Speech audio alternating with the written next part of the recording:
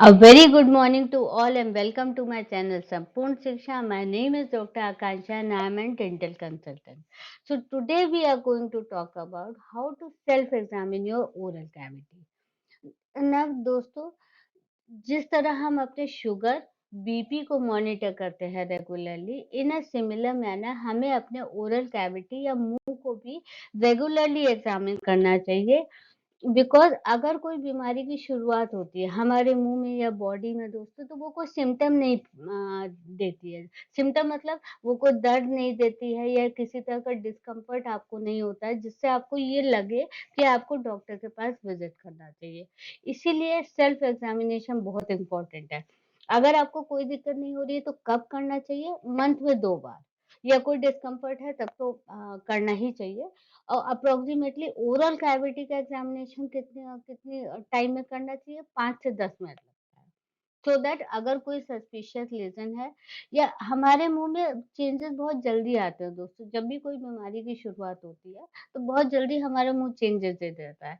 तो अगर आप उसको इम्प्लीमेंट करते हैं तो अर्ली डिटेक्शन होगा। स्पेशली जो टोबैको चूअर है या अल्कोहल कंजम्पशन फ्रीक्वेंटली करते हैं, उनके लिए ये हाइली रिकमेंडेड है। अब कौन-कौन से पार्ट को चेक करना चाहिए? ऊपर वाले दाँत के मसूड़ों पे, जो आपके ऊपर वाले लिप्स का अंदर वाला पार्ट है उस पे, लिप्स का जो वर्मिलियम बोर्ड है, ये लिप्स को ये वाले पार्ट को चेक करना चाहिए। बक्कल में गाल को राइट और लेफ्ट दोनों गाल को चेक करना चाहिए कि कोई डिस्कलरेशन तो नहीं हो, क्या-क्या चेंजेस देखते हैं वो भी बताऊँगी अभी। या पीछे वाले दाँत में जो मसूड़ा है यहाँ पे इसको चेक करना चाहिए। ये हम ऊपर और नीचे दोनों की बात कर रहे हैं। नीचे वाले दाँत में आपको नीचे वाले दाँत के मसूड़ों पे या ये जगह होती है जहाँ पे ये लिप और ये बोन आपकी जॉइन होती है और इसको वेस्टिबुलर एरिया कहते हैं वहाँ पे। लोअर लिप में अंदर के पार्ट में या लोअर लिप में करना चाहिए। हार्ड पैलेट मतलब जहाँ पे आपके ऊपर के दाँत अटैच होते हैं जिस बोन से उसको चेक करना चाहिए। और जब आप अपना माउथ वाइड ओपन करेंगे तो हार्ड पैलेट से अटैच एक कंपैरेटिवली सॉफ्टर स्ट्रक्चर होता है जिसको सॉफ्ट पैलेट कहते हैं, उसको चेक करना चाहिए। जो यूवुला यूवुला मतलब जो एक आपने देखा होगा वी शेप एक झिल्ली होती है अंदर जो लटकती रहती है उसके जस्ट बगल में। यहाँ पे टॉन्सिल्स को चेक करना चाहिए स्पेशली कि टॉन्सिल सेंसिटिव तो नहीं हो रहे। जीभ को ऊपर वाली यहाँ पे हार्ड पैलेट पे अगर आप टच करवाएँगे तो वेंट्रल सरफेस मतलब जीभ का पीछे वाला भाग और ये फ्लोर ऑफ द माउथ जहाँ पे आपके नीचे वाले दाँत बैठते हैं, इस वाले एरिया को चेक करना चाहिए। सबसे इम्पोर्टेंट जीभ को। जीभ को कैसे चेक करते हैं दोस्तों? आप जीभ को पूरा बाहर निकालेंगे, इसके ऊपर वाला सरफेस चेक करना चाहिए।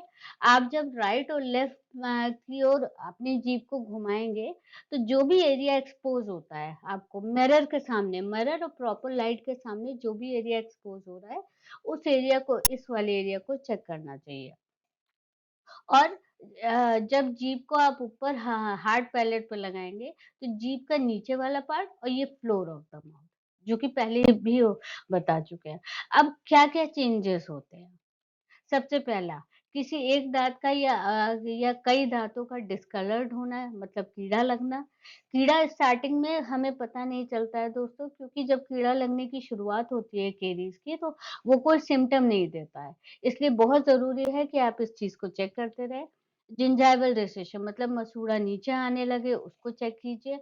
अगर आपके मुँह में जिंजिवाइटिस अगर मसूड़ों में स्वेलिंग है तो या आपको लग रहा है कि सफाई करने के बाद भी आपके मुँह में हल्की-हल्की स्मेल आ रही है। सुबह आना तो नॉर्मल है, सुबह आना तो ऑलमोस्ट सबको आती है। लेकिन अगर आपको ऐसे आ रही है तब भी आपको लग रहा है स्मेल आ रही है, आपके साथ जो और लोग उठ बैठ रहे हैं उनको लग रहा है स्मेल आ रही है, तो आपको डेंटिस्ट को विज़िट करना चाहिए। अगर आपका मुँह खुलना कम हो गया है, स्पेशली जो टोबैको यूज़र्स हैं, जो खैनी को एक तरफ बक्कल म्यूकोसा पे रखते हैं, उनके लिए बहुत इम्पोर्टेंट है कि वो विज़िट करें डेंटिस्ट को। इसके अलावा कुछ इमीडिएट वार्निंग साइन्स होते हैं, जो जिसमें डेंटिस्ट को दिखाना ही दिखाना है without any delay. For example white patches ये ज़्यादातर गाल पे आते हैं या फिर टंग पे आते हैं, टंग के लेटरल बॉर्डर पे साइड पे।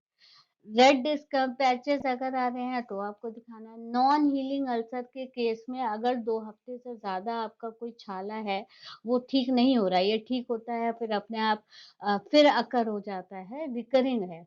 2 हफ्ते से ज़्यादा है तो आपको इमीडिएटली डॉक्टर को दिखाना है डेंटिस्ट को।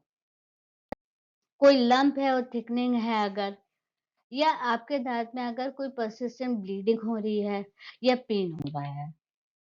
अब इनमें से कुछ केसेस ऐसे हैं जो विदाउट एनी डिले बिना सोचे-समझे आपको जाना ही जाना है। आपको कोई सेकंड थॉट नहीं देनी। जैसे मैंने पहले बताया, अगर कोई अल्सर है या कोई भी भी आपके मुँह में बीमारी ऐसी हो रही है जो आपको 2 हफ्ते से ज़्यादा ठीक नहीं हो रही है। या आपको को स्वेलो करने में, थूक घोटने में दिक्कत हो रही है, बोलने में दिक्कत हो रही है, या कोई एरिया आपको ऐसा लग रहा है नम पड़ गया, मतलब सुन्न पड़ गया, उसका कोई रीज़न नहीं समझ में आ रहा है। या कोई दाँत आपको लग रहा है हिलने लगे हैं, उसका कोई रीज़न समझ में नहीं आ रहा है, तो आपको डेंटिस्ट को तुरंत विज़िट करना चाहिए। अपार्ट फ्रॉम दैट दोस्तों, अगर आपको कुछ नहीं भी ऐसे सिम्पटम आ रहे, सेल्फ एग्ज़ामिन तो करना ही करना है। आई वुड रिकमेंड 6 महीने में एक बार अपने डेंटिस्ट को ज़रूर विज़िट कीजिए, अपने दाँतों की सफाई भी प्रॉपर्ली करवाइए, ताकि अगर आपसे कोई चीज़ मिस आउट भी हो जाए, तो वो भी अर्ली डिटेक्ट हो जाए और उसपे और उसको हम टेक अप कर पाएँ ठीक से। So that's all about it. Healthy रहिए, अपने ओरल कैविटी का ध्यान रखिए, जितनी चीज़ें मैंने बताई है उसको सीरियसली इम्प्लीमेंट कीजिए, and thank you very much for listening to me very patiently, and don't forget to like, comment, share and subscribe my channel, and for any dental health tip contact us on mail ID, Twitter, Facebook, Instagram. Thank you. Thanks.